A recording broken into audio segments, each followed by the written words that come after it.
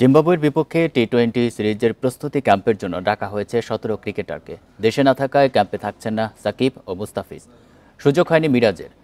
সাকিব ফেরার পর ডিপিএলে 2টি ম্যাচ খেলে দলের সঙ্গে যোগ দেবেন জানিয়েছেন প্রধান নির্বাচক কাজী আশরাফ লিপু। আর জিম্বাবুয়ের বিপক্ষে প্রথম টি-20 খেলবেন না মুস্তাফিজ।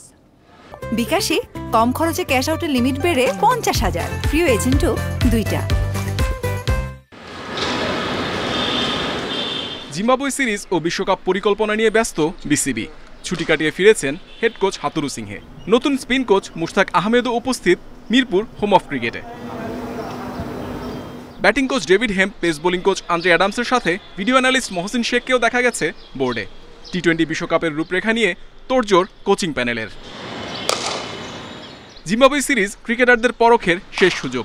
প্রস্তুতি ক্যাম্পের জন্য ১৭ ক্রিকেটারের তালিকা দিয়েছে বিসিবি। সেখানে সাকিব ও মুস্তাফিজ নেই।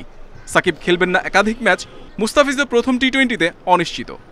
এই মাসের শেষ নাগাদ তিনি বাংলাদেশে আসবেন এবং বাংলাদেশে আসলে দেয়ার ইজ এ পসিবিলিটি যে ডিপিএলে তিনি 1-2 ম্যাচ ওখানে একটা খেলার সুযোগ থাকবে। টি-20 ম্যাচে যেহেতু 5টা ম্যাচ আছে, শেষের দিকে তিনি যেন খেলার সুযোগ পান। ফার্স্ট ম্যাচে উনি অ্যাভেলেবেল থাকবেন না, বিকজ উনি আসবেন, ওনাকে একটু আমাদের মেডিকেল টিমের স্ক্রিনিং প্রোগ্রামের মধ্যে দিয়ে যেতে হবে। চোটের সাথে লড়ছেন সৌম্য সরকার, তাকে রাখা হয়েছে প্রস্তুতি ক্যাম্পে। আছেন বিশ্বকাপ ভাবনায়। সৌম্য সরকারও সম্পূর্ণ সুস্থ নয়, তিনি ইনজুরি থেকে আস্তে আস্তে ফেরত আসার চেষ্টা করছেন। আপনারা জানেন কৌশলগত দিক থেকে যে লেকচারগুলো হবে সেগুলোতে তিনি যেন পার্টিসিপেট করতে পারেন, সেজন্য তিনি দলের সঙ্গে থাকবেন। দীর্ঘদিন জাতীয় দলের বাইরে থাকা সাইফুদ্দিন প্রস্তুতি ক্যাম্পের স্কোয়াডে সুযোগ পেয়েছেন।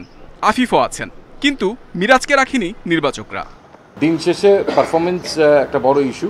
সাইফুদ্দিন হয়তো তার ব্যাটিংয়ে কিছুটাই এগিয়ে আছেন, আবার বোলিংয়ের দিক থেকে তার কম্পিটিটর আছে, so that it's a good opportunity for him.